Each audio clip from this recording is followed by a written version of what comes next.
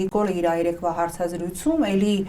մանիպուլացնում է բառային ժանգլյորություն, ընդհանրապես եթե բառային ժանգլյորության Նոբելյան մրցանակ լիներ, վստահ եմ ինքը բոլոր դարերում եւ բոլոր ժամանակներում կշահեր, որ մենք քաղաքացին առաջիկա ընտրություններում պիտի ընտրություն կատարի ծայրագավառի եւ տարածաշրջանով աշխարհի կենտրոն դառնալու մեջ։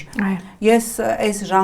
մանիպուլյացիան բառային ուղղակի չեմ հասկանում, որովհետեւ եթե տարածաշրջանով աշխարհի կենտրոն դառնալը թուրք-ադրբեջանական տանդեմի տակ պարկելն է, եթե արևմուտքը մենք հասկանում ենք Թուրքիան, որովհետև արևմուտքի կողմից մեր ռեգիոնին նայողը, նադզիրացելը նշանակում է Թուրքիան, եթե մեր Փարիզը Ստամբուլն է լինելու, ապա ես այդպիսի աշխարհաքաղաքական ընտրությանը դեմ եմ, իսկ ծայրագավառ ասել սեփական պետությանը, այդ նույնն է, որ ինքը ժամանակին ասում էր, այս թերմացքն եք համարում հայրենիք, բայց եթե ծայրագավառա,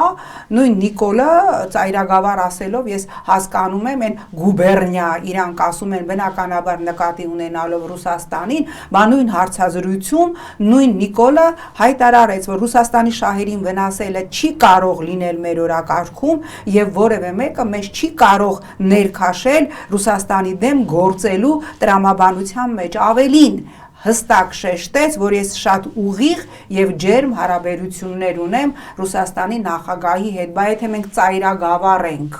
այդ ոնց է այդ ծայրագավառի դեմ հիբրիդային դիմադրություն չկա, ինչպես դիմադրություն չկա այդ հայտնի հիբրիդային պատերազմի դեմ, որի բազան Ռուսաստանն է, ըստ իշխանության։